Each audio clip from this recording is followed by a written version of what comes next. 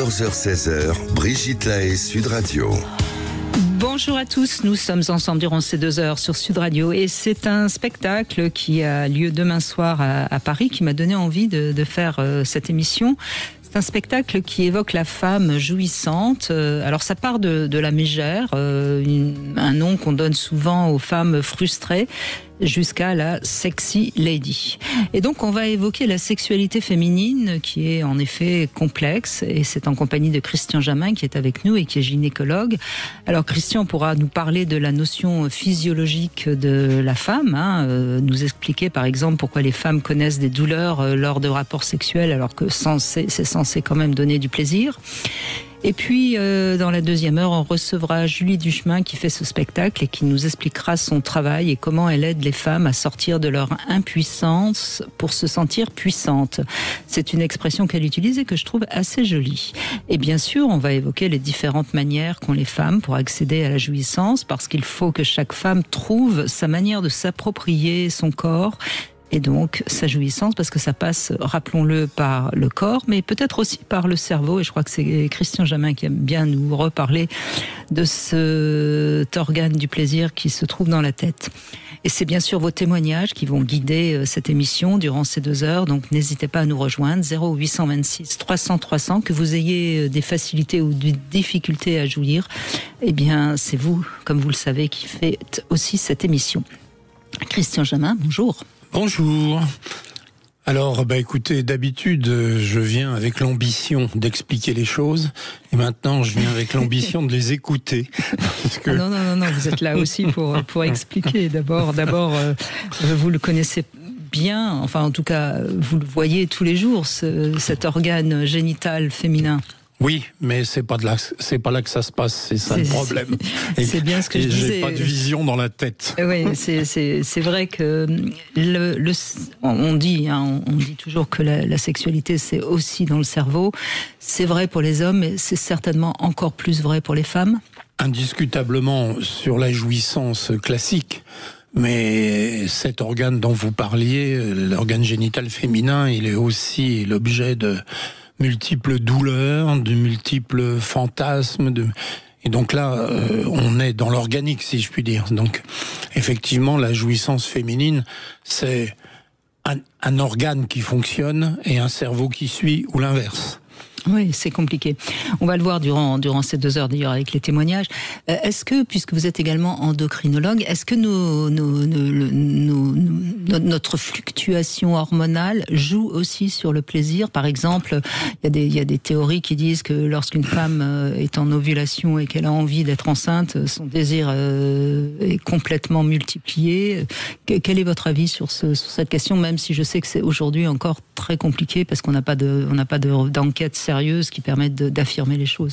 Alors il existe une certitude, c'est que le cycle menstruel, avec ses fluctuations hormonales et surtout l'ovulation, est susceptible de modifier l'humeur jusqu'à la pathologie. C'est-à-dire la pathologie, c'est ce qu'on appelle la dysphorie prémenstruelle, c'est-à-dire la dépression qui précède les règles ou qui suit l'ovulation. Donc ça, c'est une certitude. Maintenant, il y a des observations qui sont moins bien expliquées. C'est que, dans l'espèce humaine comme dans l'espèce animale, c'est au moment de l'ovulation qu'il y a le plus de rapports sexuels. Et donc là, pour l'instant, on peut toujours dire c'est les hormones, c'est je sais pas quoi. Et pour l'instant, on sait pas trop. Et puis il y a encore les fameuses phéromones. Ce qui laisserait quand même prouver que la sexualité reproductive a encore instinctivement ou inconsciemment son pouvoir. Ah ben c'est pas une supposition, c'est une réalité. Oui, c'est-à-dire qu'on a des statistiques, donc il est clair que la femme, alors je fais attention à ce que je dis, est un animal comme les autres, si je puis dire, c'est-à-dire qu'elle a des pulsions. Le mot pulsion est peut-être fort, mais c'est vrai qu'il est prouvé que la sexualité est plus forte dans certaines périodes du cycle, sans qu'on ait vraiment d'explication. Mais il semblerait même que les hommes repèrent de manière totalement invisible une femme qui serait susceptible d'être en ovulation. alors il n'y a pas, encore une fois, il n'y a pas encore des preuves scientifiques sérieuses, mais il y a des enquêtes qui laissent penser ça. Oui, bon, il y a toute la discussion sur ce qu'on appelle les phéromones, c'est-à-dire des émissions qui touchent une olfaction très particulière qui attirerait à un moment donné plus que l'autre. Il y a eu des essais qui ont été faits, par exemple, qu'on fait rentrer des femmes dans un théâtre et on passe des sièges, on passe sur le siège des hommes, là où les hommes se sont assis, et on voit que les femmes vont s'asseoir préférentiellement là où il y a eu présence masculine. Mais bon, ça c'est des observations. Pour l'instant, il n'y a pas de preuve scientifique. Il n'y a pas de réalité. Je sais que vous êtes un scientifique pur et dur et que... Oui, bon, ça nous fait plaisir de le croire, nous les hommes. Non, mais ce qui est intéressant, on en parlait vendredi avec Simon Bruxelles, on en a parlé hier aussi avec Patrick Daquet.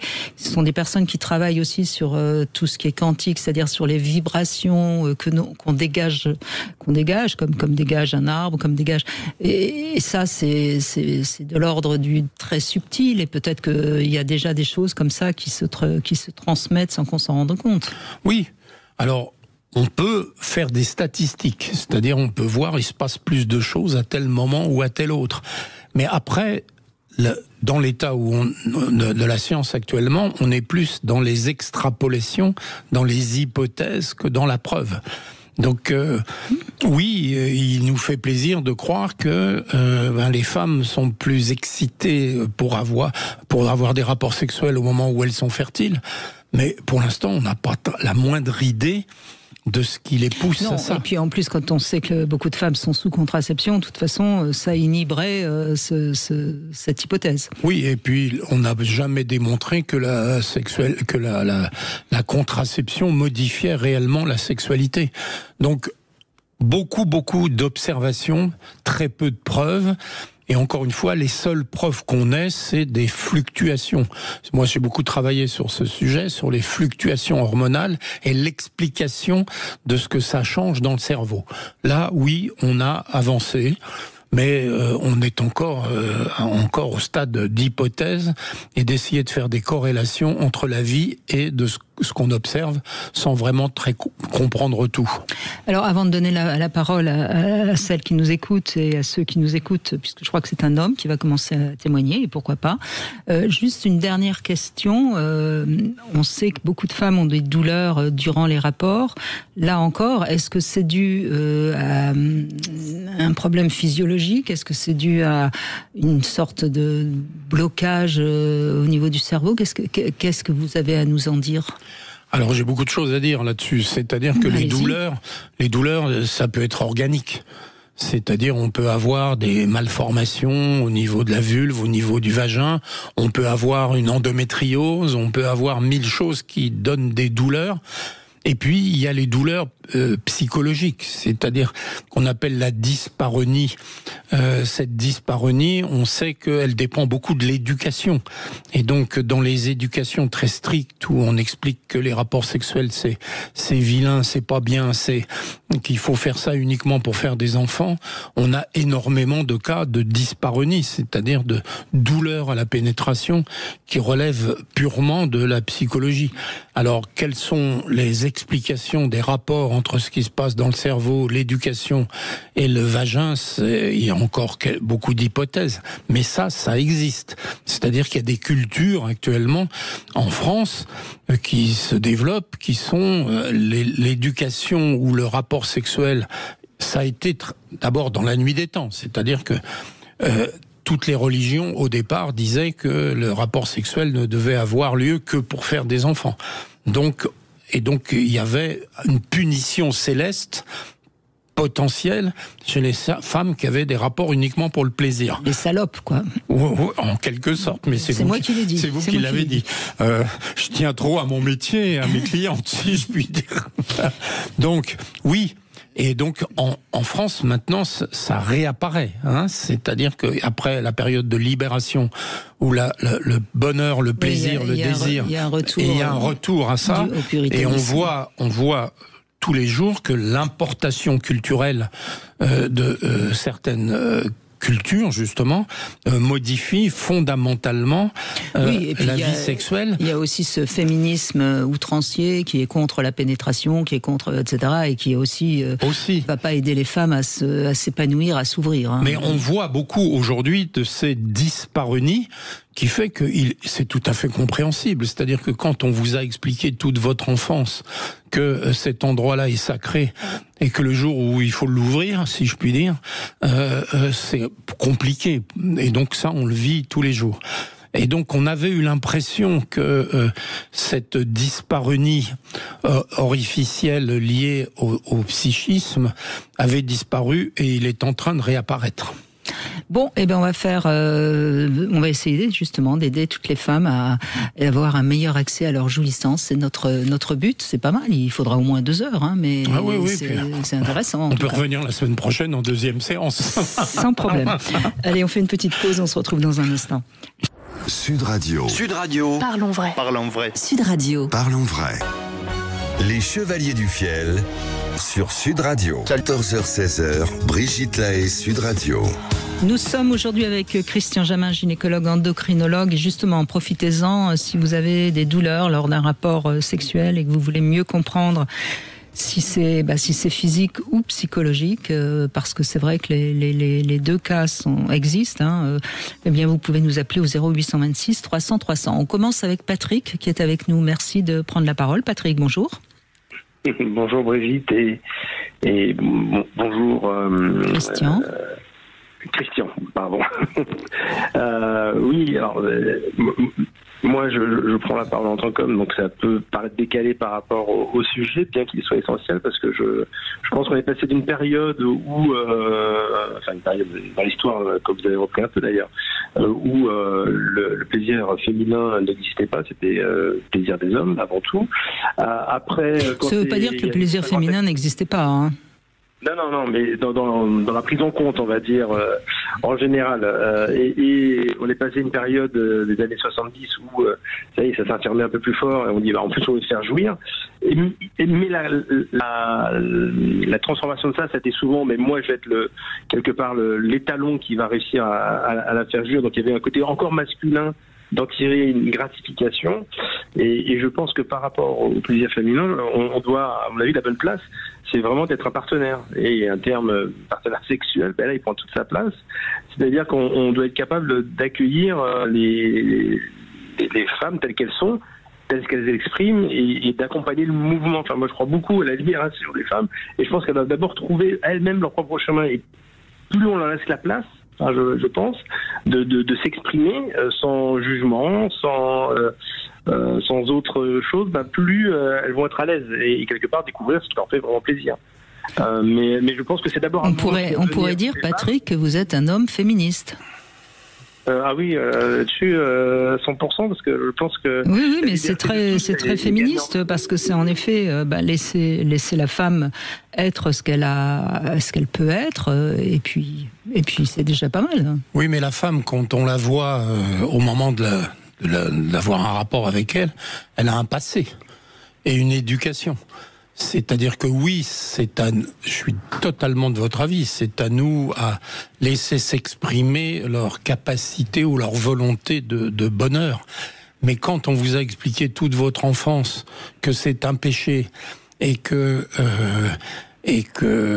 vous trouvez devant dans votre tête le combat entre le désir pour vous, pour lui, et votre éducation, c'est compliqué et ça n'est malheureusement pas nous, les hommes, qui pouvons tout résoudre. Oui, mais là où Patrick a raison, je pense, c'est que imaginons que vous rencontrez, Patrick, Christian, une femme qui est très coincée par son éducation, etc., etc. Si elle a en face d'elle un homme qui lui dit « T'inquiète pas, chérie, je vais te faire jouir », ça va encore plus l'effrayer. Si elle a un homme qui l'accueille, comme vous savez le faire, Patrick, forcément... elle va un petit peu lâcher prise et son corps va être un peu plus à même de sentir la sensualité et la jouissance. Donc... Mais là, on n'est pas dans la même temporalité, si je puis dire. C'est-à-dire que si vous rencontrez quelqu'un avec lequel vous avez envie d'avoir des rapports et que éventuellement elle ait envie aussi, on n'est pas tout à fait dans le mariage, l'avenir, la procréation, etc. Donc, oui, mais enfin, toutes les femmes vont pas quand même aujourd'hui accepter un rapport pour être mariées, enfin. Oui, mais elles vont pas toutes l'accepter pour jouir non plus. Qu'est-ce que vous en pensez, Patrick? Je pense que dans ce domaine, la patience est source de beaucoup de très bons résultats. Vous avez raison. Prenons le cas de cette personne, femme, qui aurait eu une éducation un peu oppressante et qui fait que pas très à l'aise par ce qui va se passer. Si je suis pas dans l'écoute et que je passe moi mes petites affaires, finalement elle va être gentille parce qu'elle dit je suis un peu obligé et je suis pas certain qu'elle ait du plaisir. Et moi le rôle en tant qu'homme, c'est de comprendre et pourquoi pas ouvrir un dialogue là-dessus. Je veux dire, à moins de se dire c'est aujourd'hui ou jamais, c'était juste un coup d'un soir, donc là ça va être un peu long. Mais si on est dans une relation un peu plus durable et sans aller jusqu'au mariage, on peut très bien, justement, le premier soir, si on voit il y a une certaine anxiété, on peut prendre le temps, c'est-à-dire on va faire en plusieurs étapes et on peut en discuter et tout va très bien et voilà. Je pense que la patience et l'écoute, on peut aller au rythme et justement accompagner. Mais je crois encore une fois beaucoup à la vertu féminine en la matière et que quand on laisse la place, en général, on est gagnant. Oui, on est absolument d'accord, on est absolument sur la même longueur d'onde. Mais il est vrai aussi que, comme vous l'avez dit il y a quelques années, pour ne pas dire décennies, où la liberté, c'était de jouir quand on veut. Et effectivement, là, on n'est plus dans ce domaine, on est dans les explications, dans les rêves du futur, etc. Donc, c'est pas la même asexualité. En tout cas, la première chose qu'on peut dire à toutes les femmes qui nous écoutent, ce qu'il faut, c'est qu'elles aiment leur corps. Et on sait, et là les enquêtes sont claires, hein, il y a plus de 60% de femmes qui sont pas bien dans leur corps. Donc déjà, c'est un handicap à la jouissance, on est d'accord. Oui, il n'y a pas que l'éducation, il y a l'image de soi-même, je partage complètement. Ça c'est quand même, c'est pas que des femmes avec une éducation stricte. Et à ce sujet, je voulais vraiment parler de ce livre que j'ai reçu, qui s'appelle Viva la vulva. C'est une artiste qui s'appelle Vic Hawk, qui a écrit ce livre, ce manifeste féministe sur la vulve, un symbole tabou et sacré. Et franchement, c'est un très joli livre avec des dessins magnifiques de vulve, de toutes les couleurs d'ailleurs, et un texte superbe avec notamment un très très beau texte sur les règles. Parce que là aussi, je sais, vous en avez souvent parlé, Christian Jamin, il y a de plus en plus de femmes qui supportent pas d'avoir des règles, comme si c'était injuste. Enfin, on voit bien qu'il y a aussi actuellement une sorte de courant qui n'aide pas les femmes à être bien dans leur corps de femme. Et ça, c'est peut-être un des premiers handicaps à la jouissance, non ? Oui, mais alors, les règles, les règles, c'est au départ, si on peut dire, si ça a été inventé par quelqu'un, c'est pour faire des enfants. Donc c'est une difficulté de la vie féminine qui a un objectif. Et donc, une fois qu'on l'a... Pourquoi une difficulté ? C'est pas... parce que c'est pas marrant d'avoir... Enfin, j'imagine, moi je suis un mec, donc... Vous vous rasez tous les jours, c'est pas marrant non plus. Enfin, oui, je veux dire, oui, mais enfin, ça dure une minute. Oui, mais enfin, non, mais ce que je veux dire, c'est que à partir du moment où on a compris pourquoi on a des règles et qu'on a compris que si on croit en Dieu, c'est que Dieu les a créés pour la reproduction, on l'accepte. Mais si on n'a pas de croyance réelle, on y voit une injustice. C'est la réalité, c'est-à-dire que c'est le refus de la nature. Oui, d'accord, mais enfin, si les femmes partent déjà avec l'injustice que c'est d'être une femme, on est mal barré. Hein. Oui. Non, vous pensez pas, Patrick ? Je pense, oui, et je pense surtout par rapport au regard de l'autre, comme vous l'avez dit. Je crois que les femmes sont souvent leur plus terrible juge. Et donc, oui. Nous, en tant qu'hommes, n'en rajoutons pas. Il y a déjà une dose en interne chez les femmes sur l'auto-jugement assez dur. Donc, justement, adoucissons la chose. Je pense qu'en tant que le regard de l'autre est important pour se rassurer là-dessus. Et je pense que souvent, en effet, je rejoins, il y a un tel pouvoir aussi vis-à-vis du regard des autres. Une femme sublime, d'un seul coup, on sent qu'il déclenche quelque chose dans une pièce et dans la rue en général. Et donc, il y a une sorte de pouvoir là-dessus. Et tout le monde peut se dire, tiens, j'aimerais avoir ce pouvoir-là absolu. Et on s'aperçoit que même les femmes les plus sublimes, finalement, souvent, se sentaient pas belles. Moi, je mettrais à la place du terme sublime, parce que sinon, on va avoir un procès auprès des LED. Je mettrais une femme qui respire la jouissance. Une femme qui est femme, au sens de sa puissance, je pense qu'elle a du succès, et je pense que les hommes la regardent avec admiration. Alors je vais vous étonner parce que on m'a demandé il y a pas longtemps, il y a quelques semaines ou mois, une agence de presse m'a demandé d'analyser un article américain sur l'évaluation de l'humeur des femmes en fonction de leur date du cycle. Oui. À quel moment les femmes se sentent le mieux ? On a tendance à croire au moment de l'ovulation, évidemment. Ah non. Alors ? Au moment des règles. Au moment des règles, ça voilà, ça me fait plaisir. Un argument de plus. Et pourquoi ? Parce que il y a dans l'humeur des femmes, les fluctuations hormonales avec la phase avec des œstrogènes, plus une phase avec la progestérone, et que la progestérone est susceptible de donner des petits troubles de l'humeur, parfois des graves troubles de l'humeur. Et donc, le moment des règles, c'est cette libération par rapport à la disparition de la progestérone. Et donc, dans une grande étude, il a été prouvé que les femmes sont plus performantes physiquement pour les sportives en tout début de cycle et pendant les règles, et que l'humeur est meilleure au moment des règles par cette espèce de libération du poids d'une certaine hormone. Donc, oui, on peut prendre le problème dans un bout ou dans l'autre, mais alors cette étude était absolument stupéfiante. Et oui, il a bien été démontré qu'il y a des fluctuations de l'humeur chez la femme en fonction de la date du cycle, et que l'humeur est la meilleure pendant les règles. C'est quand même un comble. C'est formidable, voilà une bonne nouvelle, n'est-ce pas ? Merci Patrick, en tout cas on fait une petite pause, on se retrouve avec le Love Conseil, on va parler d'un carnet de notes. Vous voulez parler à Brigitte Lahaie ? 0826 300 300. Cette semaine, réveillez-vous avec Patrick Roger dans le Grand Matin Sud Radio. Brigitte Lahaie, Sud Radio, le Love Conseil. Eh bien, Christian Jamin, on va prendre son petit carnet de notes. En fait, je vous propose dans votre couple de faire une sorte de carnet scolaire pendant un mois, et chaque jour ou tous les 3 jours, ça dépend.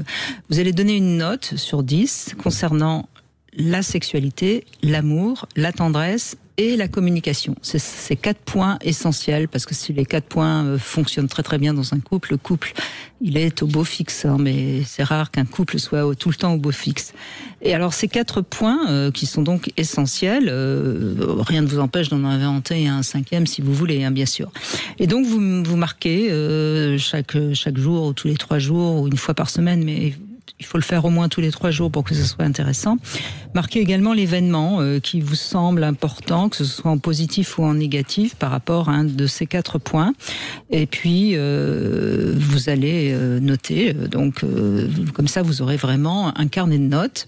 Et puis, à la fin du mois, vous allez relever les copies et vous pourrez comparer vos notes et vos impressions. Alors, cette étude, elle a l'intérêt d'être très concrète et qui va vous permettre de dialoguer ensemble vraiment de manière concrète et de voir sur quel point vous êtes d'accord particulièrement et où sont vos divergences, parce que il y a parfois un couple qui croit qu'il est très très tendre alors que l'autre souffre d'un manque de tendresse. On pourrait dire la même chose sur la sexualité, sur la communication et sur l'amour.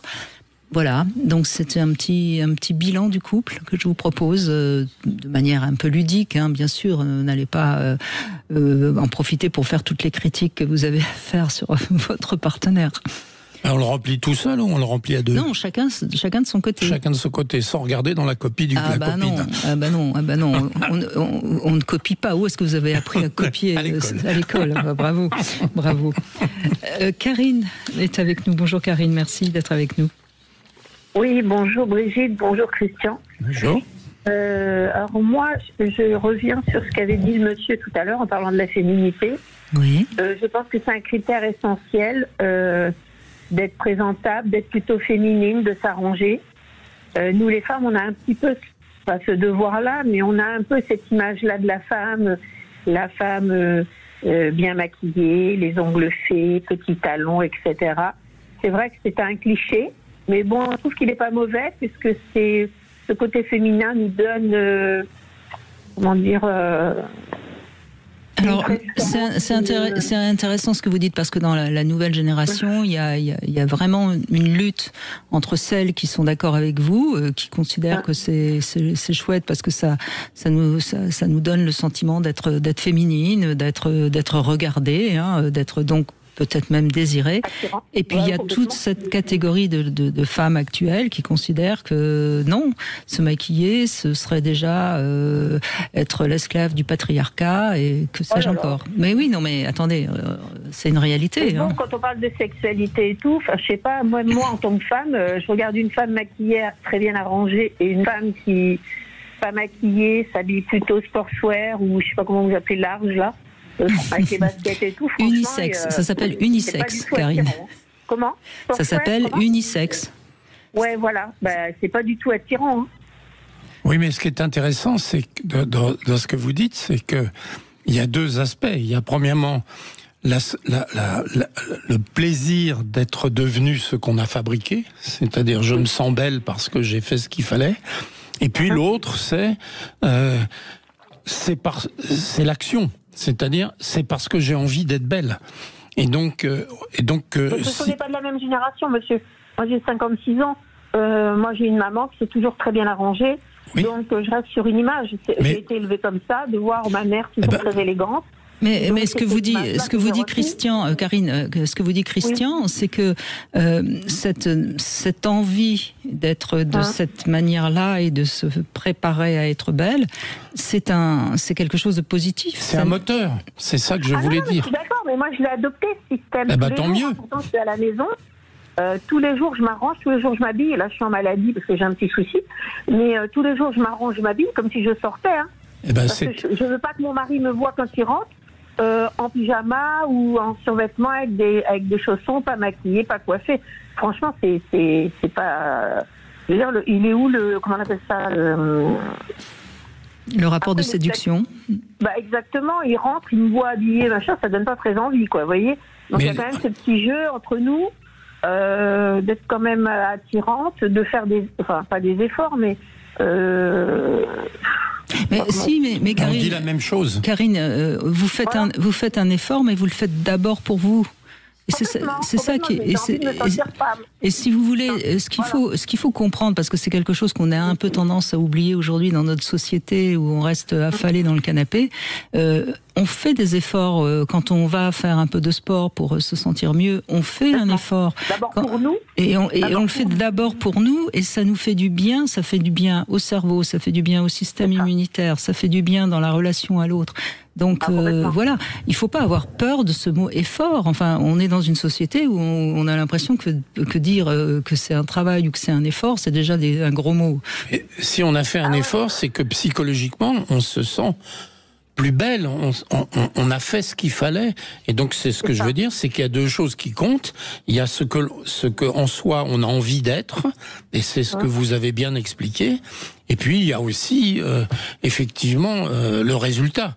Mais alors, je pense que le fait d'agir pour ça est en soi très positif. C'est ça, mais Christian, si on revient sur le côté sexuel, on est d'accord, je vais être assez cash là-dessus. Moi, quand je rencontre quelqu'un qui n'est pas en accord avec moi sexuellement, on dit next, hein, parce que bon, la personne, si elle veut pas faire ci, elle veut pas faire ça, c'est-à-dire qu'on n'est pas vraiment accordé là-dessus. Il faut qu'il y ait un feeling dès le départ sexuellement pour qu'on puisse aller un peu plus loin. Enfin, je sais pas si c'est un peu trop cash, mais c'est un peu ça. Moi, je peux pas faire, même si j'aime bien la personne, je peux pas rester avec une personne si sexuellement, il y a des choses que je peux pas faire parce que la personne est coincée, ou qui pense que si, ou qui pense que là. Je veux dire, c'est dans sa nature, dans son mode de fonctionnement, dans son éducation. Donc on peut pas en fait bousculer ces personnes là-dessus. Enfin moi personnellement je le ferai pas. Je préfère passer à quelqu'un d'autre et trouver quelqu'un qui est en accord avec ce que moi je pratique et ce que j'aime. c'est plus en accord, vous voyez. Ah bah, s'il y en a un qui veut jouer au golf et l'autre au tennis, ça marche pas, vous avez raison. Vous voyez ce que je veux dire? Oui, mais il y a des gens, quand on écoute le monsieur tout à l'heure, il y a des choses qu'on peut faire avec une femme, d'autres pas. Il y en a qui n'aiment pas, par exemple, le cunnilingus ou qui n'aiment pas certaines choses, etc. C'est compliqué. Si l'autre le vit mal, déjà, c'est mort dès le début. Parce qu'il y a une frustration qui s'installe et à un moment donné, ça ne marche plus. Enfin, pour moi, c'est comme ça que je vois les choses. Hein. Et puis après, il y a l'effort aussi, le jeu sexuel, le jeu de séduction, etc. Il faut qu'il y ait un jeu autour de ça. Si on est juste sexy que quand on est dans le lit, enfin, c'est limite, quoi. Enfin, je sais pas, moi, personnellement, ça m'attirerait pas. Bon, en tout cas, ce que j'aime bien, Karine, c'est que vous savez ce que vous êtes, ce que vous voulez être, et vous vous respectez. Et ça, c'est déjà... Par contre, vous voyez ce que disait Christian, c'est vrai que pendant les règles, des fois, on a plus envie de faire l'amour en dehors. Et c'est vrai que bon, c'est que les règles, c'est pas toujours le truc idéal. Mais c'est vrai que pendant ces moments-là, j'ai remarqué qu'on avait tendance à être plus détendu, plus d'envie quelque part. Ça, je le reconnais que c'est vrai. Eh ben, Christian ne dit pas que des bêtises. Hein. Ah non, il connaît bien le sujet. Je crois qu'il connaît bien le sujet du féminin. Oui, non, mais écoutez, moi, il m'appartient pas de juger, j'essaye de comprendre. Hein, et donc, ça fait des années que je réfléchis à pourquoi, comme vous le dites, au moment des règles, il y a beaucoup de femmes qui ont plus de désir. Pourquoi est-ce qu'on est plus libérées alors que les règles sont plutôt une contrainte, souvent. Et donc, tout ça est très intéressant. Et mon job à moi, mon métier, c'est les hormones. Et donc, d'essayer de comprendre en quoi les hormones modulent votre humeur. Alors, je parle pas des hommes, hein, parce que j'y connais pas grand-chose, mais c'est vrai que les fluctuations hormonales de la femme jouent sur sa perception du monde et sa perception personnelle. Cela dit, pour les hommes, on sait que lorsqu'il y a de ce qu'on appelait l'andropause avant, il y a souvent une petite déprime qui atteint l'homme, hein, mais ça c'est quand même très rare. C'est beaucoup. Enfin, la fluctuation hormonale chez l'homme, elle est éventuellement arrivé à un certain âge, mais sinon il n'y a pas tellement de fluctuations hormonales. Mais alors l'andropause est considérée comme une maladie puisque ça n'est pas physiologique, mais c'est vrai que les hommes ont, avec l'âge, même quand ils sont en pleine forme, des changements par rapport à l'adolescence. Et donc, je me souviens d'une histoire que je raconte souvent, c'est que quand je travaillais à l'hôpital, un jour, on m'a demandé de voir un monsieur qui, à 30 ans, n'avait pas fait sa puberté. Et donc, j'ai fait toutes les analyses, et puis il est resté à l'hôpital, et on l'a traité. Et on lui a donné des hormones pour lui faire sa puberté. Et 3 jours après, les infirmières sont venues me voir en disant « c'est plus possible, on peut pas le garder, il arrête pas de nous sauter dessus ». Et c'est une histoire vraie. C'est-à-dire qu'on avait fait la bêtise, à l'époque on n'avait peut-être pas beaucoup l'expérience, c'est de lui avoir donné tout de suite des doses normales. Et ça avait été un tel choc pour lui que ça lui avait complètement bouleversé le cerveau. Et ce monsieur qui était d'une douceur, d'une gentillesse et tout, il est devenu agressif sexuellement. Et donc maintenant, j'ai compris qu'il faut y aller doucement. Oui, mais on le sait sur les questions de transition avec les trans. On sait à quel point les hormones provoquent des fluctuations d'humeur énormes. Hein, donc c'est une réalité. Et ça, je crois que plus personne ne peut le nier. Karine, je crois que vous vouliez dire quelque chose. Oui, enfin, c'est pas un sujet par rapport à ça. Ce que je voulais dire, c'est que aussi, il y a la baisse de libido en fonction de ce qu'on a en face de nous. Hein. Enfin, je suis désolée. Si la personne n'est pas attirante, pas sexy, qu'elle prend pas soin d'elle, au bout d'un moment, le désir, il part. Hein. Oui, ça. D'hormones, voilà. Oui, il y a. Non, mais il est clair que les hormones jouent un rôle, mais que le reste, c'est le cerveau qui joue le rôle majeur. C'est vrai, il y a quand même des hommes plus attractifs que d'autres, je vous le confirme, Karine. Et c'est comme ça. Hein. Puis après, il y a nos goûts personnels. Hein.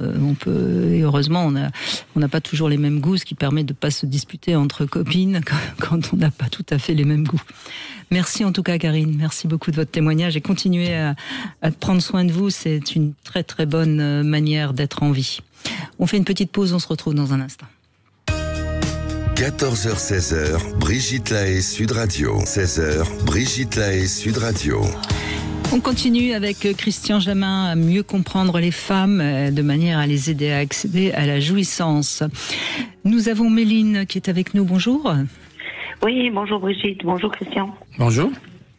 Moi, je disais, c'est que en fait, la femme est comme un caméléon, en fonction de la personne qu'elle a en face, en fonction de l'âge et des circonstances.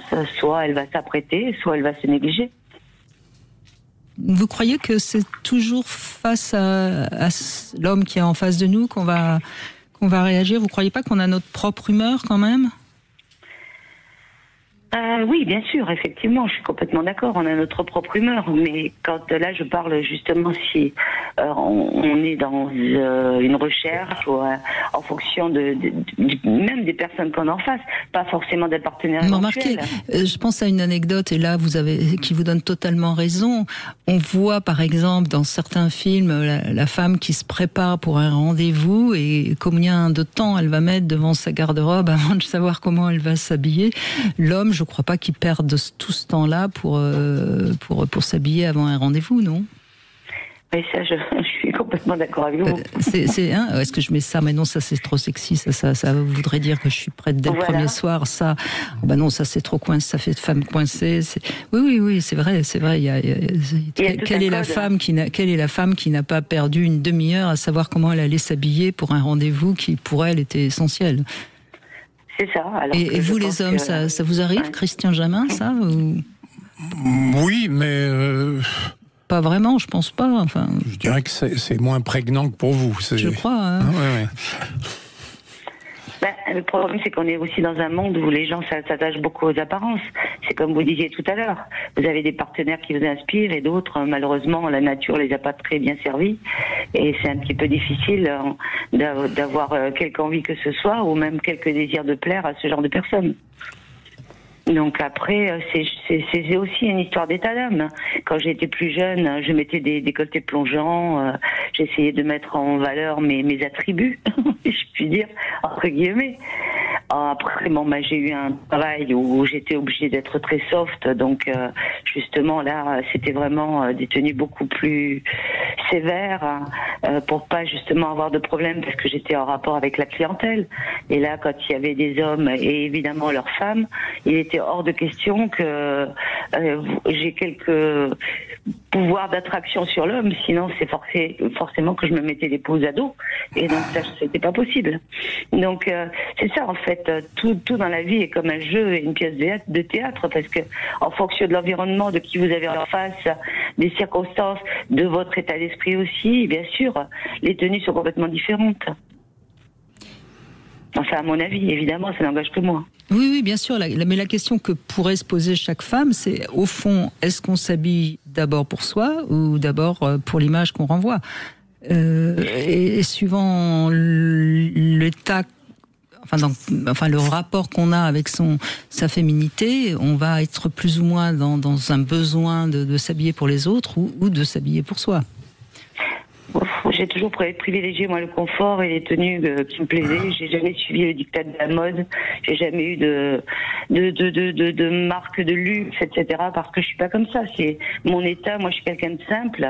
Mais c'est vrai que il y a quand même quelques petits détails quand on veut plaire. Dans ce cas-là, on s'habille un peu différemment, on se maquille, on essaie de se mettre en valeur. Mais pour le reste du temps, honnêtement, moi j'ai toujours privilégié ma façon d'être. J'aime pas les talons, je mets des talons. Et après, c'est toujours pareil. C'est un bon révélateur. Si quelqu'un m'aime comme je suis, sans être apprêté, sans être maquillée, alors etc. c'est un bon révélateur, pas forcément, parce que il y a des femmes qui sont habillées très sexy et qui sont pas du tout très très à l'aise sexuellement. Et puis il y a des femmes qui sont habillées plus unisexes, pour reprendre cette expression, et qui sont des bons bolis. Ça ne révèle pas non plus. Non. Je pense que c'est mal compris. C'est pas ce que je voulais dire. Pour moi, si je réussis à attirer un homme en étant tout à fait naturel, sans maquillage, sans après, etc., c'est qu'il va regarder la personne peut-être qui voit vraiment en moi. Et pas juste l'apparence et le décor. Mais d'après les enquêtes, les hommes ne sont pas fans des femmes très maquillées. Oui, bah tant mieux, parce que c'est pas mon cas. Non, mais c'est vrai, hein, les enquêtes sont pas... Oui, mais en attendant, vous mettez 2 copines ensemble qui marchent dans la rue, vous en mettez une avec une mini-jupe et un décolleté, vous en mettez une en pantalon avec un pull au ras du cou, on va voir laquelle des deux va être suivie des yeux par les hommes. Il faut pas être dupe. Suivi des yeux, oui. Après, celle qui aura le plus de succès, je suis pas sûre que ce soit celle qui soit la plus offerte. Vous croyez? Je sais pas. Alors pour tirer un coup, oui, bien sûr, mais c'est pas ça forcément l'objectif principal. Oui, bien sûr. Oui, je suis complètement d'accord avec vous. Mais c'est vrai que malheureusement, j'ai souvent vu ça. Quand on est simple, quand on se met pas spécialement en valeur, etc. Si on est dans un groupe d'amis, c'est toujours la plus jolie, qui va attirer l'attention. Ça, je l'ai vécu des centaines de fois. Oui, mais ça, les hommes pourraient dire la même chose. Oui, certainement. Mais là, je n'oppose pas les sexes. C'est juste un ressenti que j'ai eu par rapport à mon expérience. Depuis toujours, les scientifiques cherchent à comprendre pourquoi les femmes et comment les femmes attirent les hommes.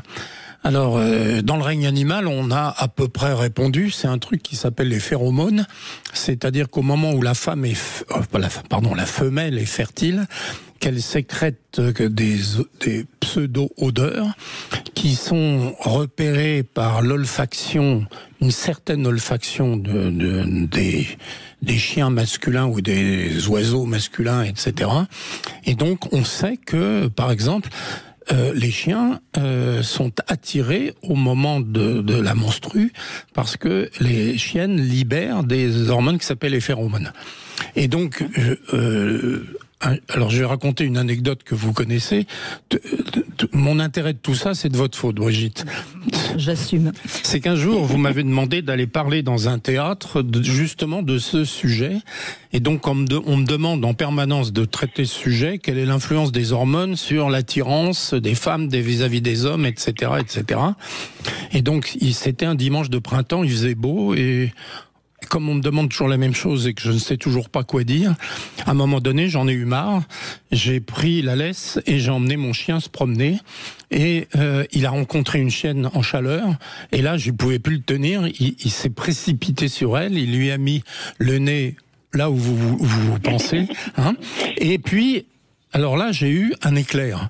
Et donc, cet éclair, c'est que en réalité, nous avons perdu ça. Pourquoi nous avons perdu ça? Et donc mon explication, c'est que l'homme, le jour où il s'est verticalisé, eh bien, il a perdu le contact sensuel et sexuel, puisqu'il n'était plus à la même hauteur par rapport à la vulve, comme le sont les chiens.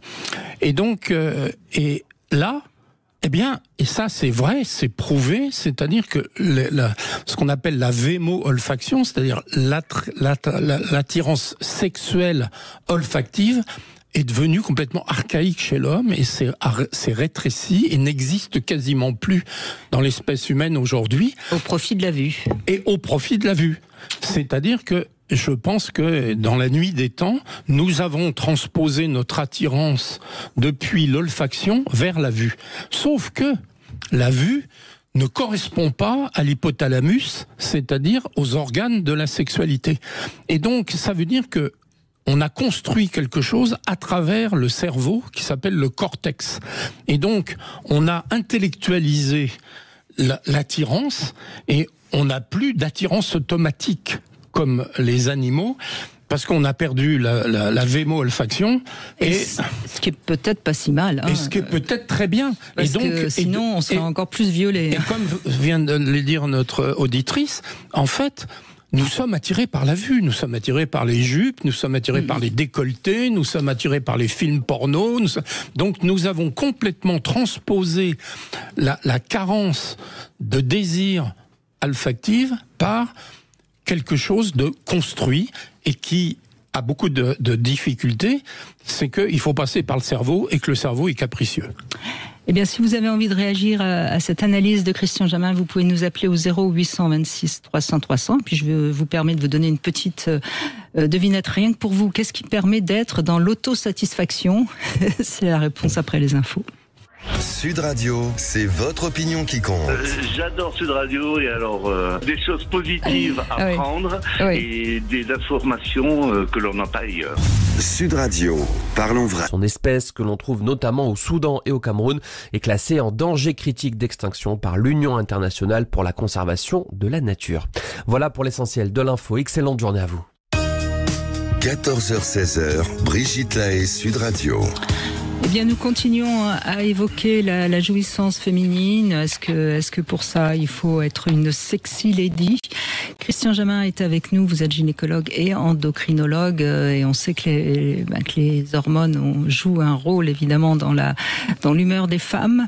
Dans quelques instants également, on recevra Julie Duchemin qui se dit architecte du désir. Hein. C'est intéressant, et qui donc demain nous joue son spectacle à Paris, et elle nous en parlera. Ça s'appelle Sexy Lady.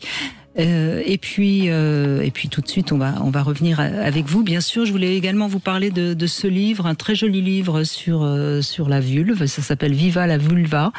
C'est Vic O, qui est une artiste avec beaucoup de dessins de vulve et un très joli texte sur justement le corps féminin, la sexualité, ce que c'est qu'être femme et se sentir puissante. Donc c'est un très joli livre qui est actuellement aux éditions Good Mood Dealer. Voilà. Alors, la devinette, qu'est-ce qui permet d'être dans l'autosatisfaction, Christian Jamin? On est dans l'autosatisfaction quand on a une belle voiture, parce qu'on est content de sa bagnole. Ah oui. Hein? Et je sais que vous aimez vos voitures. Oui, c'est ça. Mais ça me rappelle pourquoi les hommes aiment tellement les habits en cuir chez leurs femmes. Parce que ça leur rappelle l'odeur des sièges. C'est pas gentil, ça. Bonjour Marie. Bonjour Christian, bonjour Brigitte. Donc vous êtes bien dans votre corps, ça c'est déjà un bon point. J'ai des temps, mais ça va mieux, oui. Non, disons que le sujet d'aujourd'hui me partage un petit peu. C'est-à-dire que je trouve que c'est chouette parce qu'on peut parler, encore une fois, de comment se sentir bien dans son corps avec toutes les injonctions qu'on peut recevoir depuis qu'on est petit, finalement.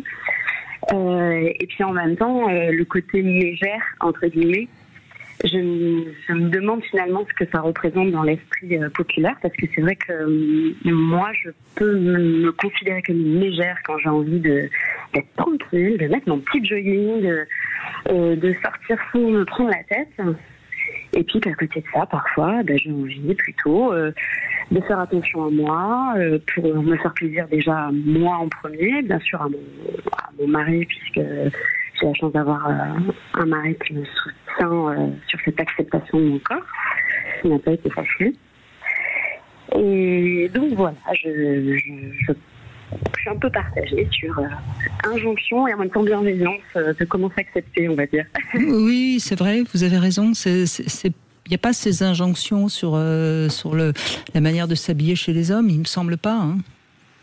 J'ai l'impression, après je suis une femme, donc c'est vrai que je ne ressens pas la même chose que les hommes, mais j'ai l'impression moins. Oui, et ça me fait penser à une chose. Quand j'avais été au Cap d'Agde pour plusieurs jours pour faire l'émission en direct de cet endroit qui est un peu l'endroit libertin de l'Europe, et j'avais des femmes qui me disaient on aime aller dans les soirées libertines parce que c'est les seuls endroits où on peut vraiment s'habiller très sexy. Et de temps en temps, ça nous fait du bien, ça nous fait plaisir, sans être pour autant harcelé, agressé, etc. Donc c'est compliqué parce qu'on peut avoir envie de s'habiller très sexy sans pour autant envoyer le message que ça y est, on est prête, quoi. Alors c'est exactement ça. Alors c'est vrai que je suis pas dans le milieu libertin, mais j'ai des amis qui m'ont dit exactement ce que vous me racontez. Et voilà, c'est vrai que comme vous dites, si j'ai envie de mettre un beau décolleté, c'est pour moi, pour mon compagnon. Quand j'étais célibataire, si j'avais envie de séduire, c'était pour séduire, ou pas. Mais voilà, je suis toujours partagée sur ce sujet-là. C'est vrai, c'est pas simple, mais peut-être qu'il faut savoir se faire respecter, quoi. C'est toujours pareil.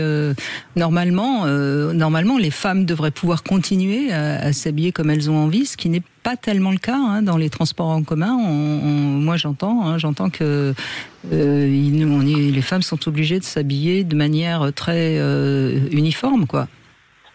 C'est vrai que voilà, moi c'est quelque chose qui me dérange. Alors encore une fois, comme vous disiez, quand il y a des femmes qui se font harceler dans la rue, je suis totalement d'accord avec vous. On s'habille comme on veut.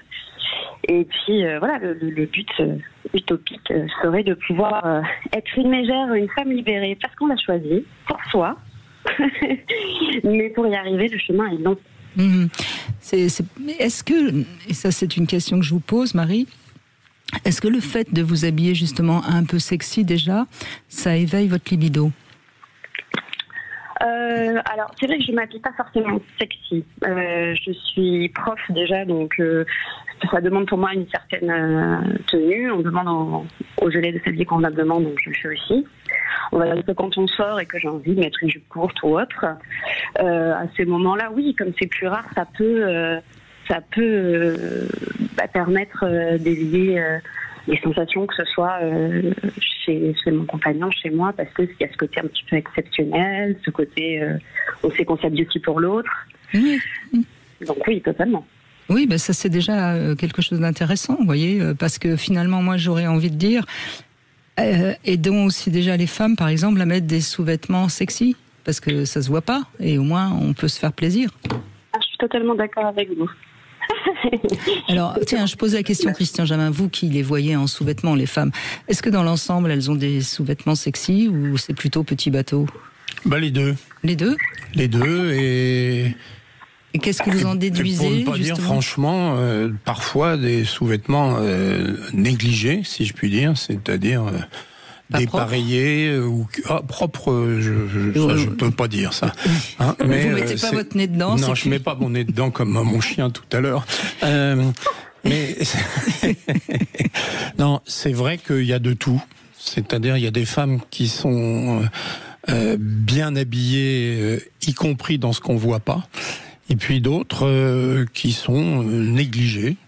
C'est-à-dire elles sont bien habillées extérieurement, mais en sous-vêtements. Tout existe. Ouais, c'est ça, tout existe. Mais alors c'est révélateur. Quelle petite enquête vous avez menée ? Je peux avoir mon opinion, mais c'est pas forcément. Ça révèle rien d'autre que mon opinion. Mais c'est vrai que je pense que le respect qu'on a pour la personne qui va vous voir comme ça consiste à mettre quelque chose de correct. Alors vous voyez, si je peux me permettre, oui, bien sûr. Moi, j'ai pensé que vous alliez dire sale. Et effectivement, je trouve que c'est d'un irrespect total de se présenter face à un soignant dans votre cas. Mais par contre, moi, quand je vais voir un soignant, que ce soit homme ou femme, j'ai des sous-vêtements très propres, absolument pas décousus, voilà. Mais ce sont des sous-vêtements très, très basiques, voire même couvrants, même si je me dénime après. Mais tant mieux, mais oui. Je suis comme ça, mais pour moi, c'est pas négligé. Mais c'est-à-dire que le sous-vêtement n'est pas fait pour séduire le soignant, c'est pas ce que je veux dire. C'est le respect par rapport à soi-même. Non, mais quand il disait négligé, par exemple, si vous avez une culotte blanche et un soutien-gorge noir, excusez-moi, c'est pas... Enfin, moi, ça me gêne un peu. C'est marrant parce que moi, pour le coup, je sais pas quelque chose. Effectivement, moi, j'aime bien quand c'est accordé pour moi. Mais c'est pas quelque chose de négligé et de manque, de soi pour un soignant ou pour quand on se montre. Non, mais mon propos n'est pas par rapport aux soignants, c'est par rapport à soi-même. C'est-à-dire. Ah, pardon. Non, c'est-à-dire, est-ce que j'ai envie d'être. Quelles sont mes envies ? C'est-à-dire, est-ce que j'ai envie d'être soigné ou est-ce que je m'en fous complètement ? Et ça n'a rien à voir. Et ça n'a rien à voir avec l'œil du soignant qui doit être neutre. Oui, bien sûr, j'entends totalement, rassurez-vous. Mais oui, je comprends ce que vous dites, et puis c'est pareil avec le fait de plus en plus de ne plus mettre du soutien-gorge, qui parfois peut être mal vu, alors qu'on n'est pas forcément obligé. Ah bah non, ça, il y a beaucoup, enfin moi dans mon métier, il y a beaucoup de femmes qui viennent sans porter de soutien-gorge, c'est leur droit le plus strict, et encore une fois, ça ne change rien par rapport à mon approche médicale. Mais encore une fois, je parlais de la femme par rapport à elle-même, pas par rapport à l'autre. D'accord avec vous, oui. Oui, c'est important de le signaler. Mais je pense que son rapport à son sous-vêtement, c'est un rapport à son corps très très particulier et très très juste. Moi, je pense. Personnellement, je crois quand même que ça veut dire beaucoup de choses par rapport à soi. Il me semble. Je suis d'accord avec vous. Oui. Et c'est peut-être par là déjà qu'on peut commencer à prendre soin de soi, quoi. Parce que si on se met n'importe quoi, comment on peut aimer son corps, quoi. Donc c'est une bonne idée, surtout quand on voit, quand on met des choses jolies, à quel point ça peut changer un corps. Oui, et puis rien que le fait de le mettre, moi je sais pas, je trouve que quand moi j'ai un peu de poitrine, donc forcément, mais quand je mets mon soutien-gorge et que je suis obligée de mettre mon sein à sa bonne place, c'est quelque chose quand même du rapport au corps qui est très fort, non ? Oui, moi c'est plus le côté matière, le côté agréable. Oui, pourquoi pas, bien sûr. Et voilà, mais je comprends, oui, ce que vous dites, totalement. Donc il faut aider les femmes à prendre soin d'elles, quoi, dès le départ, dès le matin, quand elles s'habillent. et quand elles se déshabillent, n'en parlons pas, mais ça c'est le rôle des hommes. Allez, on fait une petite pause. Merci Marie, et puis on se retrouve dans un instant avec notre nouvelle rubrique, c'est maintenant. Sud Radio. Sud Radio, parlons vrai. Parlons vrai. Sud Radio. Parlons vrai. 14h-16h, Brigitte Lahaie, Sud Radio. Eh bien, Christian Jamin, vous allez découvrir cette nouvelle rubrique, c'est maintenant. Donc, c'est quelqu'un, un auditeur, une auditrice qui va nous parler de quelque chose qu'elle n'a peut-être jamais dit, peut-être une phrase qui l'a marquée ou une phrase qu'elle a envie de dire à quelqu'un. Et je crois, Sarah, que vous avez envie de dire quelque chose à votre mère. Bonjour, Sarah. Bonjour, Brigitte. Bonjour, Christian. Bonjour. Oui, alors j'espère qu'elle ne m'écoute pas, mais normalement elle n'écoute pas. Ah là, vous prenez des gants qu'il ne faut pas prendre, il faut se lâcher, Sarah. C'est pour dire que c'est très difficile en fait. Oui, bien sûr, mais je comprends bien. C'est très difficile, mais il y a des chances qu'elle ne vous écoute pas, je pense. Hein. Non, je pense pas. Je pense pas qu'elle écoute cette émission, sinon ça... Non, mais je suis d'autant plus embêtée qu'elle vient d'avoir un gros pépin de santé. Et que, si vous voulez, ma mère ne m'aime pas, et moi j'aime ma mère. Mais je ne l'aime pas par obligation. Beaucoup de gens me disent, tu t'obliges. Non, je l'aime vraiment. Je ne sais pas comment, je ne sais pas pourquoi, mais je l'aime, ça je le sens. Et elle ne m'aime pas. Et ce que j'ai envie de lui dire, c'est, tu ne m'aimes pas, mais assume. C'est pas grave, c'est pas la fin du monde, mais assume. Voilà. Bah écoutez, bravo Sarah, vous avez fait un sacré chemin, hein, pour arriver à dire ça et avoir fait cette analyse. Alors oui, un enfant aime sa mère. De toute façon, quoi qu'il se soit passé, quelle que soit la mère qu'elle a eue. Mais qu'est-ce qui vous fait dire que votre mère ne vous aime pas ? C'est la question que je me dis, peut-être qu'elle n'est pas la manière que je. Et cela dit, les signes extérieurs, l'amour, ça se mange quand ça va. L'amour, c'est des actes. On vous entend pas très bien, Sarah, je sais pas pourquoi, mais... Pourtant, je bouge pas, là. Oui. Donc, vous m'entendez mieux, là ? Là, ça va, oui. Donc, comment dire, pour moi, l'amour, c'est des actes, c'est pas des paroles. Donc, elle dit qu'elle m'aime, mais dans tous ses actes, elle pense à plein de gens, elle pense avant moi, et après elle me dit, mais je t'aime, c'est ma seule fille. Oui, je suis ta seule fille, parce que mon frère est mort. Mais elle préférait mon frère, évidemment. Je crois qu'il y a beaucoup d'auditrices qui vont rigoler tout ça en disant, tiens, ça me rappelle quelque chose. Bon, mais à côté, elle fait toujours passer tout le monde avant moi. Par exemple, là, elle est en train de vider sa maison et elle donne des choses à droite à gauche. Elle donne tout ce qu'elle peut, sauf à moi. Ça me dérange pas, mais c'est un signe de quelque chose. Et après, elle me dit qu'elle m'aime. Quand je dis quelque chose, elle m'écoute pas. Elle écoute tout le monde sauf moi. Quand elle est malade, là, je lui ai proposé de venir voir tout le monde sauf moi. T'inquiète pas, il y a ta tante qui vient, il y a ton tante qui vient, j'ai pas besoin de toi. Voilà, tout le temps le langage c'est j'ai pas besoin de toi, c'est les autres avant toi. Et puis moi, elle n'aime pas qui je suis. Ce que je fais ne lui plaît pas, elle me dit tout le temps. Donc, qu'est-ce que c'est que l'amour ? Et pour moi, c'est pas ça. Alors, c'est peut-être un problème de différence entre elle et moi, mais pour moi, c'est pas de l'amour, ça. C'est autre chose.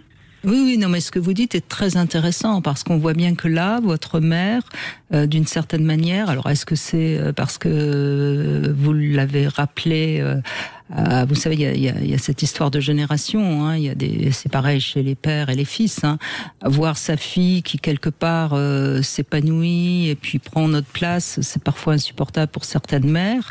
Peut-être qu'elle a perdu son fils et qu'au fond, de manière très inconsciente, elle aurait préféré que ce soit vous qui partiez et que c'est quelque part quelque chose qui n'est pas possible pour elle de réaliser, mais donc elle vous le fait payer d'une manière inconsciente. Enfin, il y a certainement quelque chose qui parle d'elle et qu'elle n'assume pas, ça c'est sûr. Oui, mais il y a aussi une autre hypothèse, c'est qu'elle pense ne pas avoir besoin de preuves à donner par rapport à vous, mais par rapport aux autres et aux étrangers. Elle considère que c'est immanent, c'est-à-dire c'est ma fille, je l'aime. Donc j'ai pas besoin d'agir pour le prouver. Et je le fais avec d'autres. Alors je dis pas que c'est habile, je dis que c'est une autre hypothèse. Oui, mais c'est une hypothèse qui montre bien qu'il y a quelque chose qui est pas clair chez elle. Parce que quand on aime quelqu'un, on a envie de lui faire du bien, on a envie de... Oui, mais on peut aussi... Il y a des gens qui se sentent pas aimés par les autres et qui font des choses pour ça.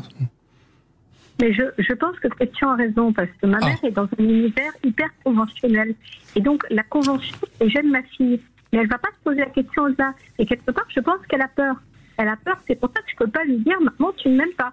D'ailleurs, ça lui est revenu par un autre canal. Et elle a non, mais si Christian a raison, ce que vous avez l'air de confirmer, ça veut donc dire qu'elle vous aime. Donc, vous pouvez pas dire, je sais que tu ne m'aimes pas.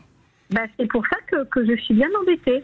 Parce que je suis consciente de ce que dit Christian. C'est consciente qu'il y a peut-être des choses, mais n'empêche que moi, je le dis comme ça, et très fort.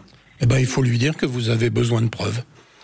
Il faut lui parler et lui dire que, même si ça paraît tellement normal que ça vous fait tellement plaisir s'il y a un petit geste. Ça veut dire, ça veut dire aussi...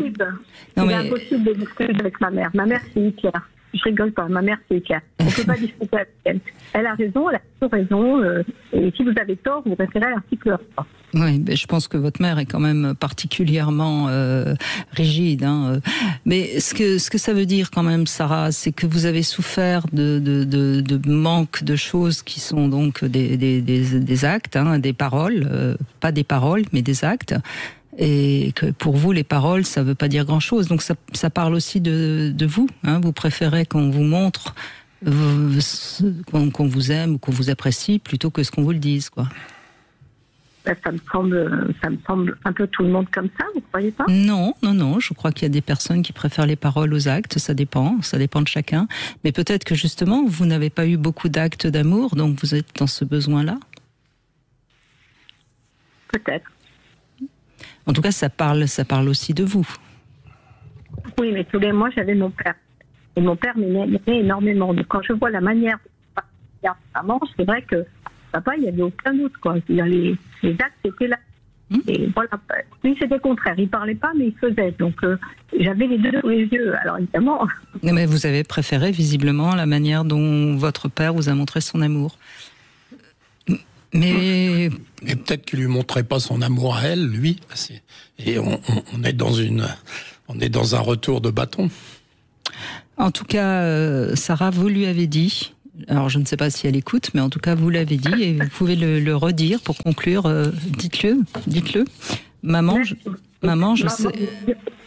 Maman, tu ne m'aimes pas et non. C'est pas. Maman, je sais que tu m'aimes, mais montre-le-moi. Elle a le droit de dire ce qu'elle a envie de dire. Bon, c'est vrai. Mais bon, moi, je donne ma stratégie. Chacun donne la sienne. Non, mais Sarah a besoin de le dire. Alors, allez-y, dites-le, Sarah. Je sais ce que me dit Brigitte. Maman, tu ne m'aimes pas, assume. Voilà, c'est dit. Est-ce que ça vous fera du bien ? Normalement, oui. Tenez-nous au courant. Merci beaucoup, Sarah. Merci beaucoup. Allez, on fait une petite pause et on se retrouve dans un instant avec le Sexo Conseil. Est-ce qu'on est tous égaux devant le plaisir ? Et nous accueillerons enfin Julie Duchemin qui va nous parler de la mégère à la Sexy Lady. Vous voulez parler à Brigitte Lahaie ? 0826 300 300. Brigitte Lahaie, Sud Radio. Le Sexo Conseil. Eh bien, Christian Jamin, sommes-nous tous égaux devant le plaisir ? Alors, j'ai envie de répondre oui et non, hein, parce que notre capacité à jouir, a priori, elle est là pour tous, hein, pratiquement. Mais évidemment, il y a tellement de facteurs qui interviennent dans le ressenti du plaisir. Il y a des paramètres positifs et puis il y a des paramètres négatifs. Et c'est nos sens, hein, qui vont envoyer des messages au cerveau. Mais notre cerveau, il peut y avoir des blocages qui sont dus à des facteurs sociaux, éducatifs, culturels, des mauvaises expériences, des bonnes expériences, enfin bref.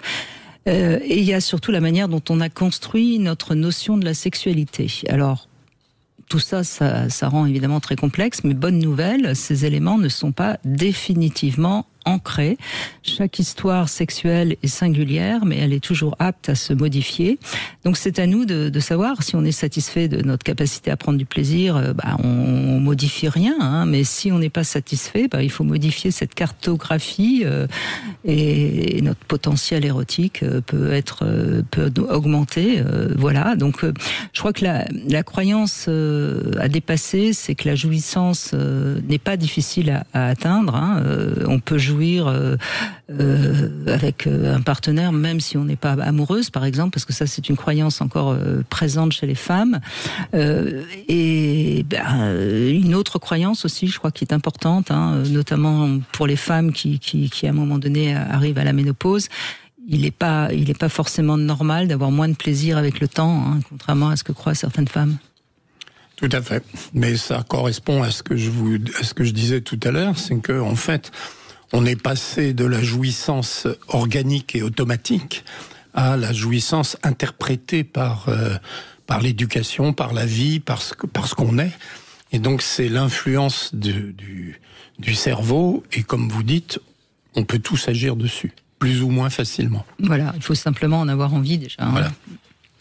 Alors, on accueille Julie Duchemin. Je suis ravie de vous revoir, Julie. Vous travaillez beaucoup depuis très longtemps sur les notions de plaisir, de désir, sur la sexualité. Et là, vous jouez un spectacle demain, donc à 21h15 à Paris, au théâtre La Boussole. C'est près de la gare du Nord. Et dans ce spectacle, eh bien, vous partez de la mégère à la sexy lady. Expliquez-nous. Merci beaucoup Brigitte, je suis ravie aussi de vous retrouver. Ça fait effectivement un petit temps, tout ce temps qu'il m'a fallu pour écrire ce spectacle notamment. Et oui, je vais incarner tous les personnages, en commençant par la femme frustrée. Ce terme mégère, qui n'est un peu plus trop utilisé, moi je le mets à l'honneur, parce que cette femme, c'est aussi une facette de nous. Alors attention, je parle aux femmes et aux hommes. Cette mégère, elle est aussi chez les hommes, en fait, on va le voir. Je parle vraiment du féminin blessé, du féminin frustré, du féminin qui peut devenir méchant et acariâtre, et qui a une bonne raison pour ça. Et qui, du coup, dans ce spectacle, va se transformer au fur et à mesure avec différents personnages. Je vais parler de cette fameuse Ève, Adam et Ève, mais pas uniquement, pour me transformer devant les spectateurs et spectatrices en sexy lady, autrement dit en femme épanouie, parce que je pense que chacune et chacun peut faire ce chemin. Alors pour les hommes, ce sera les gentleman lovers, si vous voulez bien, mais voilà. Donc vous êtes sur scène seul, hein, c'est bien ça, et vous racontez un petit peu, grâce à votre travail, vous en avez rencontré et vous avez travaillé avec beaucoup de femmes, et vous avez aidé beaucoup de femmes justement à se libérer. Alors vous parlez de la mégère, c'est vrai que c'est un terme qu'on n'utilise plus beaucoup, Christian Jamin. Non, depuis qu'elle a été apprivoisée. Alors oui, je m'inspire de nombreuses femmes que j'ai rencontrées, mais je commence par ma propre histoire. À 30 ans, en devenant maman, justement, je réalise qu'il y a plein de femmes à l'intérieur de moi. C'est une explosion, un choc de mes rôles, surtout, de mon rôle de maman, c'est-à-dire de Ève, qui commence à oublier, moi d'abord, mais les autres ensuite. Les autres d'abord, mon enfant, ce que les autres attendent de moi. Je commence à travailler aussi, je m'adapte. Et dans ma sexualité, je commence à perdre le fil de qu'est-ce que je veux vraiment, quel est mon désir. Et c'est vrai que depuis des années, du coup, cet outil que j'ai créé, parce qu'il y a une méthode derrière, je l'ai utilisé avec des femmes, des milliers de femmes qui se sont reconnues dans cette fameuse mégère, mais avec l'envie de se transformer. Et comme j'explique dans le spectacle, c'est pas comme si la mégère c'est une autre partie. Non, il y a qu'une Julie, il y a qu'une il y a qu'une Brigitte. Donc c'est bien nous qui passons par toutes ces phases, et on parlait, c'est en lien avec les hormones, clairement. C'est en lien avec notre culture. Et c'est vrai que le passage de la maternité, ça change beaucoup la sexualité des femmes.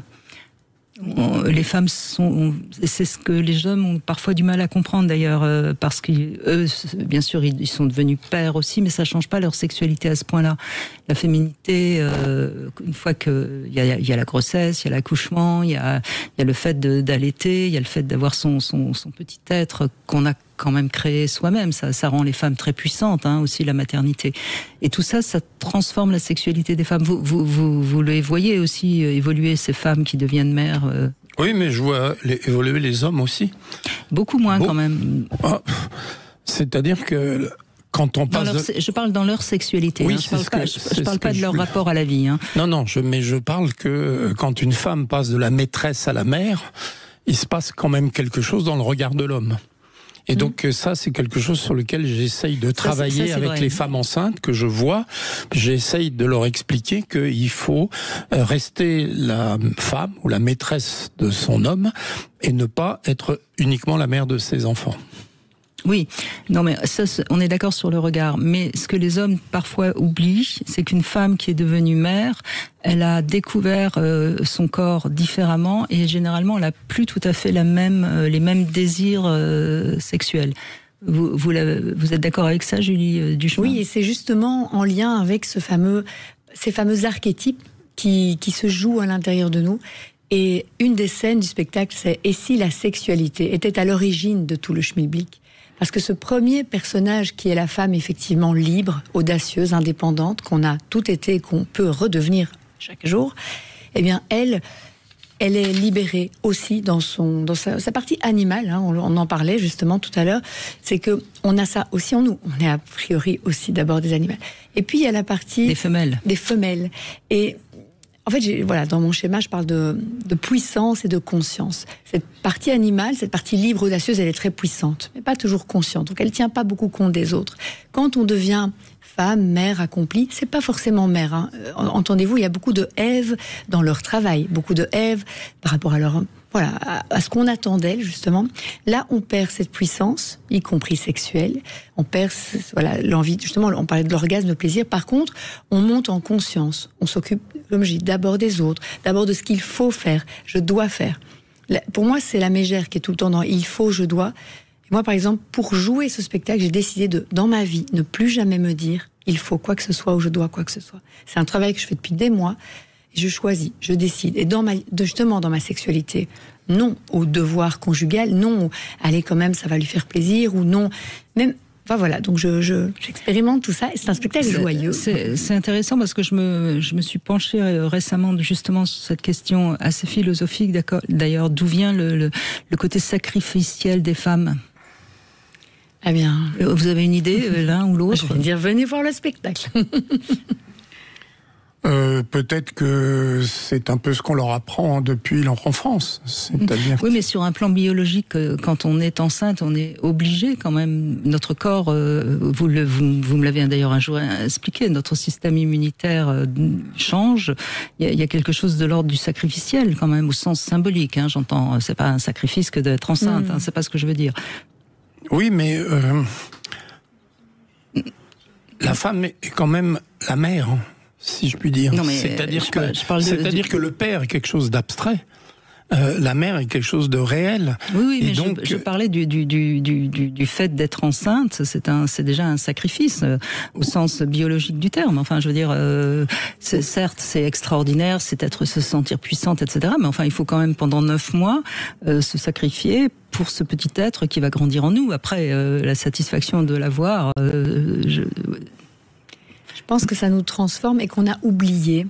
On a oublié comment justement le fait de donner la vie et donc d'avoir cette sexualité, parce que là on est bien tous le fruit d'un rapport sexuel, la vie et la sexualité, c'est justement quelque chose d'extrêmement puissant. Et pour moi, les femmes sont le sexe fort parce que justement elles sont capables de se donner même sans envie, là où souvent un homme est capable. S'il bande pas, voilà, c'est plus compliqué. Capable en effet de se donner au-delà d'elle-même.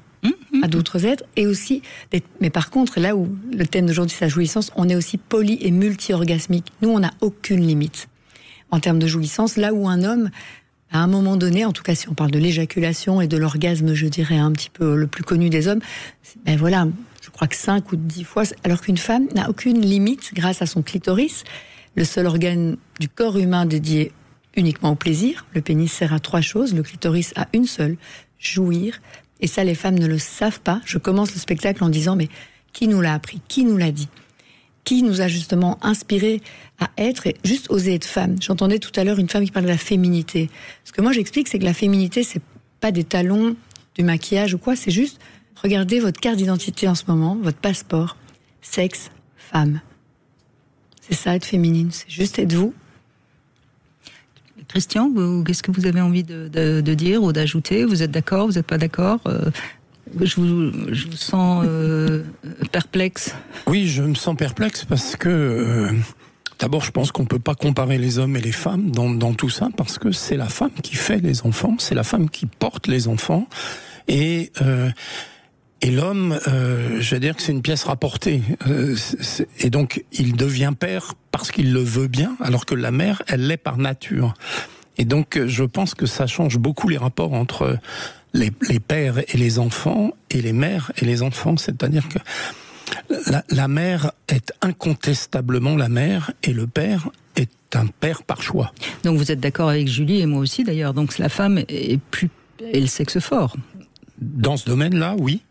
C'est pas rien quand même. C'est pas rien. Je veux rajouter que dans le spectacle, je parle de féminin et de masculin, justement. Parce que l'homme, aujourd'hui, et depuis toujours, a du féminin, c'est-à-dire ce fameux yin et ce fameux yang, et bien sûr, la femme a du masculin et du féminin.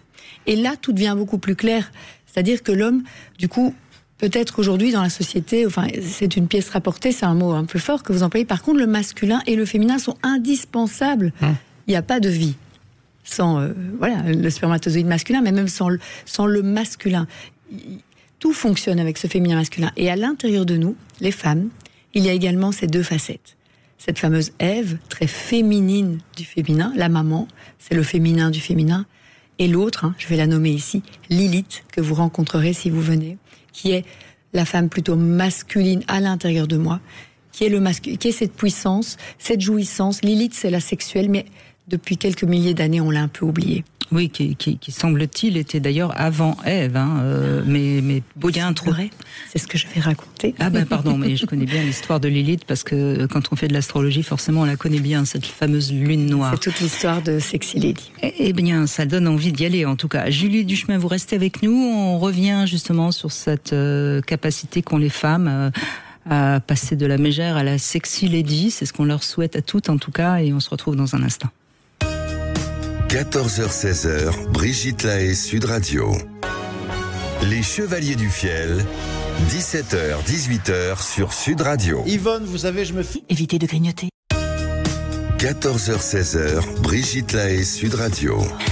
Nous sommes aujourd'hui avec Christian Jamin, gynécologue, endocrinologue, et on parle donc de la femme, comment aller de l'impuissance à la puissance. C'est le propos de Julie Duchemin qui est avec nous. Alors, vous êtes pas souvent à Paris, donc je suis ravie de vous avoir avec nous, et on parle donc de votre spectacle Sexy Lady. C'est demain à Paris à 21h15 au théâtre La Boussole, près de la gare du Nord. Et ce spectacle, donc, vous nous montrez à quel point les femmes sont puissantes. Faut-il encore qu'elles se réveillent à leur puissance? Donc on en a dit déjà pas mal de choses. C'est un spectacle qui s'adresse bien sûr aussi aux hommes. Je crois que l'idéal c'est d'y aller en couple peut-être. Il y a des couples, il y a des femmes qui viennent entre amis, et justement je suis très heureuse d'être ici aussi aujourd'hui, même si je suis très fatiguée, parce qu'hier c'était la grande première à Bruxelles et il y avait plus de 400 personnes présentes, beaucoup d'hommes. J'ai aussi eu du coup les premiers feedbacks, donc j'espère qu'à Paris l'engouement va être le même, parce que j'ai reçu tellement de témoignages comme quoi ça parle. Ça parle, les hommes se retrouvent, des très jeunes femmes. J'ai été surprise, il y avait des jeunes bénévoles qui m'aidaient, parce que pour accueillir 400 personnes, et les jeunes femmes ont dit, mais oui, on se reconnaît, et ce serait chouette que toutes les jeunes filles et les jeunes hommes voient ce spectacle. Donc oui, on peut y venir en couple, on peut venir seul, il y a des hommes seuls qui viennent, il y a des femmes seules qui viennent. C'est vraiment plutôt écouter, allez voir, il y a des teasers aussi, j'ai fait plein de petites vidéos avec les personnages qui discutent des sujets comme je dis le lave-vaisselle. De toute façon, Julie Duchemin, vous allez sur Internet et vous retrouverez voir si tout ça vous parle. Ouais, moi, je vous suis depuis très longtemps, Julie Duchemin. Vous faites un parcours assez extraordinaire, hein, et toujours au service justement de la libido, de la sexualité. Vous aviez travaillé à un moment donné avec Pascal de Sutter, hein, je crois. Il était là hier à la première à Bruxelles, oui. Tout à fait. C'est vrai que je suis architecte de formation, d'où je ne... vous êtes réellement... Je suis réellement architecte. J'ai fait plus de 10 ans dans l'architecture. J'ai fait la sexologie ensuite. Ça fait donc environ 10-15 ans que je suis sexologue. Et aujourd'hui, je monte sur scène et je deviens comédienne aussi. J'ajoute ces cordes à mon arc pour continuer à prôner mon message.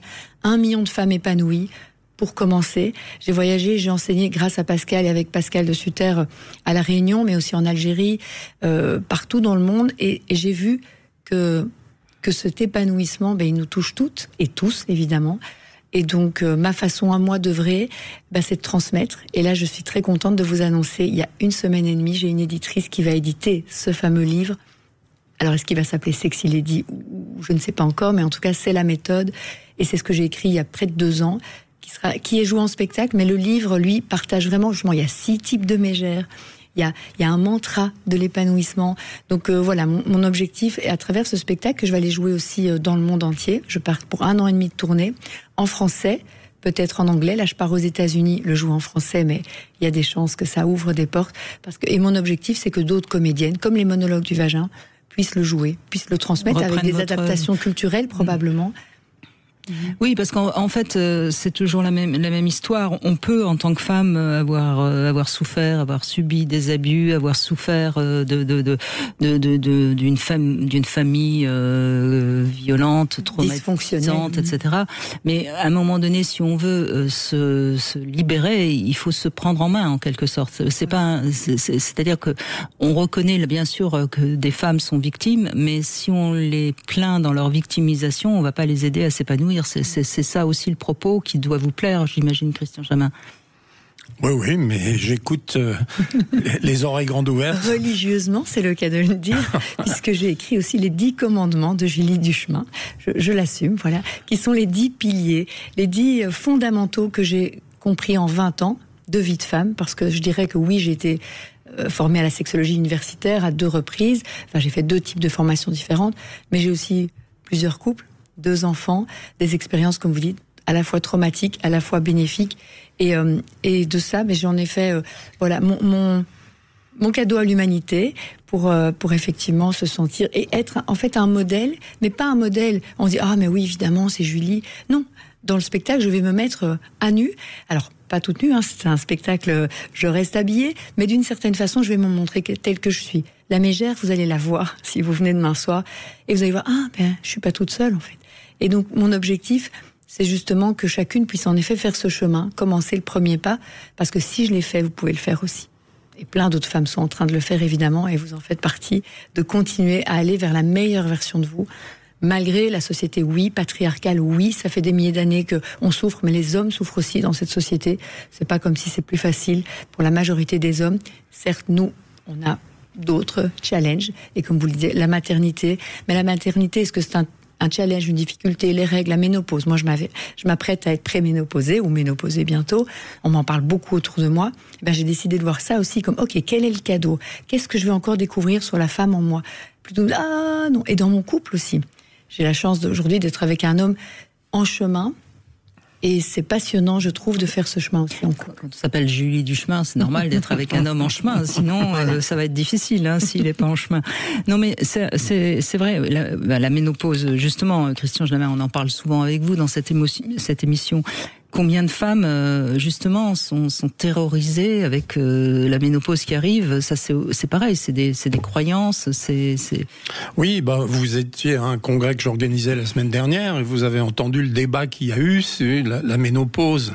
Est-ce que les troubles de la ménopause sont hormonaux ou sont sociétaux et personnels et individuels? Moi, je suis absolument convaincu qu'on ne traite pas la ménopause uniquement avec des hormones. C'est un outil pour que la femme continue à vouloir être ce qu'elle était et pas se sentir dévalorisée.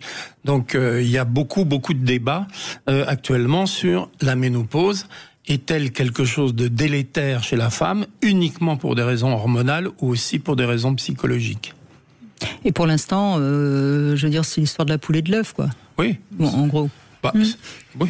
Oui, enfin mais en même temps, les hormones peuvent aider à faire passer le cap, et puis continuer à avoir une sexualité peut aider à faire passer le cap. Enfin, tout est, et chaque femme va la vivre à sa manière, en fonction de son expérience, de son expérience, de ce qu'elle a envie de croire. Oui, et puis la ménopause peut servir d'alibi pour se retirer entre guillemets de la sexualité et du couple. Alors, j'entends le mot alibi et je suis d'accord. Je crois surtout que beaucoup de femmes, au moment de la ménopause, il y a une sorte d'arrêt dans leur tête. De toute façon, ça sert plus à rien, la sexualité.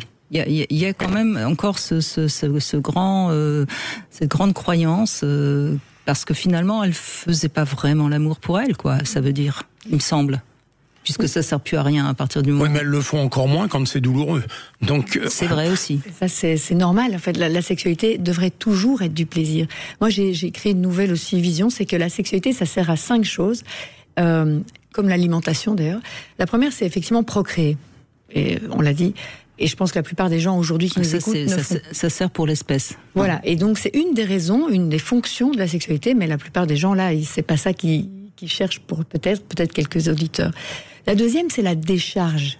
La décharge physiologique. Oui, quand on a un orgasme, quand on jouit seul ou à deux, et la plupart des hommes connaissent bien cet orgasme dont je parle, la plupart des femmes maintenant qui ont un womanizer aussi, mais donc, et peut-être certains super bons amants, et c'est ok, c'est comme, voilà, j'ai faim, là je vais croquer dans un Snickers. Oui, mais vous parlez de décharge, c'est-à-dire que ça évacue des tensions, oui, ça évacue c'est les fameuses hormones qui nous font du bien, endorphine, dopamine, sérotonine, génial. Mais il y a justement d'autres rôles. La troisième, pour moi, c'est le lien. Et là, je pense qu'il y a beaucoup de femmes qui vont chercher ce lien. C'est pour ça que je compare avec je mange un Snickers, ou bien est-ce que je fais un bon repas, on mange un bout, même si c'est pas très bon, mais on est ensemble. Et même si je jouis pas en tant que femme, mais je suis avec toi, on partage un moment.